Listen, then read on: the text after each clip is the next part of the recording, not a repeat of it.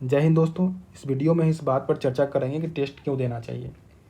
किसी भी टॉपर से आप बात करते हैं तो टेस्ट यानी मॉक टेस्ट देने की बात वह ज़रूर करता है। आखिर कुछ तो वजह होगी जिसके कारण सभी सफल लोग जो वो टेस्ट देकर जाते हैं।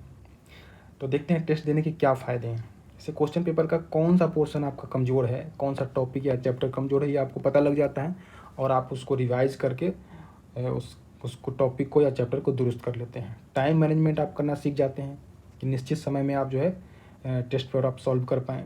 स्ट्रेस मैनेजमेंट जो है आपका करना प्रैक्टिस से जो है वो आप कर लेते हैं। गोले रंगने का प्रैक्टिस हो जाता है आपका, उससे भी समय बचता है और आप प्रायोरिटी तय कर पाते हैं कि किस सब्जेक्ट को पहले बनाना है। मैथ पहले बनाना है या हिस्ट्री बनाना है या ज्योग्राफी बनाना है या इकोनॉमिक्स बनाना है या पॉलिटी बनाना है, तो ये भी आप उसमें तय कर पाते हैं। क्या कोई तरीका है टेस्ट देने का? टेस्ट देने के पहले क्या करना है? बेसिक कंसेप्ट आपका क्लियर होना चाहिए, ठीक है। मेंटली प्रिपेयर्ड होना चाहिए। ऐसा नहीं कि सभी लोग टेस्ट दे रहे हैं तो हम भी टेस्ट दे लें, पिताजी ने कहा है, टीचर ने कहा या टॉपर ने कहा या दोस्त मेरा दे रहा है तो हम भी टेस्ट दे लें, ऐसा नहीं होना चाहिए। मेंटली प्रिपेयर्ड रहिए कि टेस्ट देना है और अपनी कमी को पता लगाकर उसको दूर कर लेना है, ठीक है। दूसरा चरण है कि आप टेस्ट के दौरान क्या करना है। आपको ऐसा फील करना है या कराना है अपने आप को कि आप एग्जामिनेशन सेंटर में हैं और अननेसेसरी प्रेशर जो है उसको अवॉइड करना है, ठीक है। क्वेश्चन जो है आप 2 से अधिक बार में अटैम्प्ट करेंगे। पहले अटैम्प्ट में आपको वैसे क्वेश्चन को सॉल्व करना है जो आप अच्छी तरीके से जानते हैं और दूसरे अटैम्प्ट में जो 50-50 वाली स्थिति हो जाती है कि ऑप्शन ए होगा या बी होगा, इस प्रकार के जो क्वेश्चन होंगे, जिस क्वेश्चन में कन्फ्यूजन है उसको आप दूसरे अटैम्प्ट में सॉल्व कीजिए, ठीक है। तीसरा अटैम्प्ट में आप जो रिमेनिंग जो आपका बच गया है उसको सॉल्व कर लीजिए। अगर निगेटिव मार्किंग नहीं है तो सभी को रंग दीजिए, सभी गोले को कलर कर दीजिए, ठीक है। अगर निगेटिव मार्किंग है तो आप जिस पर कॉन्फिडेंस है उसको बनाइए, ठीक है। आप चौथा अटैम्प्ट भी ले सकते हैं अगर आप आपकी ये आपके ऊपर निर्भर करेगा।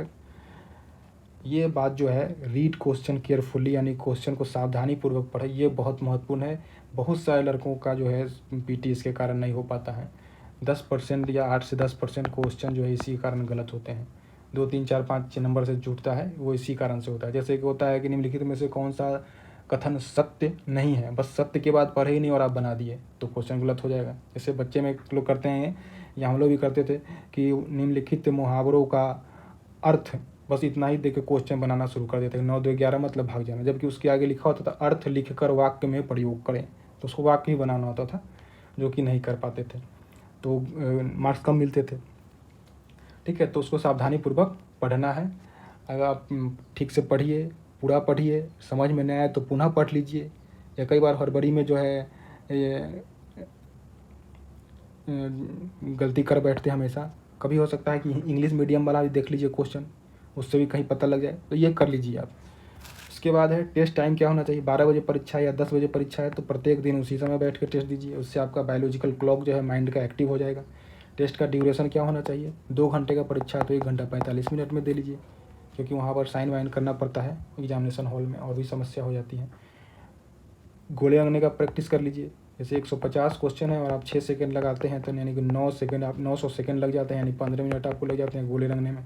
अगर आप इसको 12 मिनट में रंग लेंगे तो 3 मिनट बच जाएगा, ठीक है।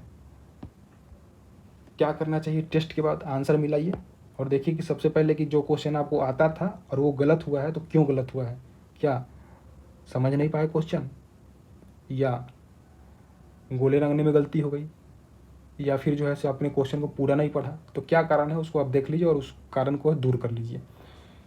आंसर जो आपका गलत हुआ है उसको चेक कीजिए और उसको याद कर लीजिए। जैसे 10वां क्वेश्चन है, मान लेते हैं उसका आंसर बी है, तो ऐसा नहीं कि सिर्फ इसी क्वेश्चन का ऑप्शन बी याद कर लिए, नहीं, उसको अपने किताब में जाकर देखिए क्या आंसर है उसका, और उसके आसपास की चीज़ें भी जो आप देखेंगे क्योंकि उसमें माइंड एक्टिव होता है वो याद हो जाएगा। टॉपिक ही क्लियर कर लीजिए वो जो आपका गलत हुआ है, क्योंकि इसकी कुछ ज़्यादा संभावना है कि वो टॉपिक आप भूल गए हैं, ठीक है। कुछ क्वेश्चन ऐसे होंगे जो आप नहीं जानते थे लेकिन आपका सही हो गया है, तो आप ब्लाइंड गेस किए हैं तो फिर यही प्रोसेस अपनाइए। नहीं, अगर कुछ खास टेक्निक का प्रयोग किए हैं और सही हुआ है तो उस टेक्निक उस तरीके का प्रयोग दूसरे क्वेश्चन को भी सॉल्व करने में लगाइए। फुल टेस्ट देना चाहिए, मिनी टेस्ट देना चाहिए, दोनों दीजिए। अगर फुल टेस्ट दे रहे हैं, ज्योग्राफी का मान लेते हैं क्वेश्चन आपका गलत हो रहा है, प्रैक्टिस नहीं हो रहा है आपका सही से, तो ज्योग्राफी पढ़ लीजिए, उसका मिनी टेस्ट दे लीजिए, ठीक है। डिस्क्रिप्शन बॉक्स में हमने जो है कुछ एग्जामिनेशन के प्रैक्टिस सेट को लिंक दे दिया है, आप उसको बना सकते हैं, प्रैक्टिस कर सकते हैं। बीपीएससी का भी है और बिहार दरोगा का भी है, ठीक है। ख़ास बात यह है कि ये जो आप जितनी चर्चाएँ हमने की उसको सुन लेने या समझ लेने से नहीं होगा। जब तक आप इसको बिहेव में नहीं उतारेंगे, आचरण में नहीं लागू करेंगे, इसका कोई फ़ायदा नहीं होगा।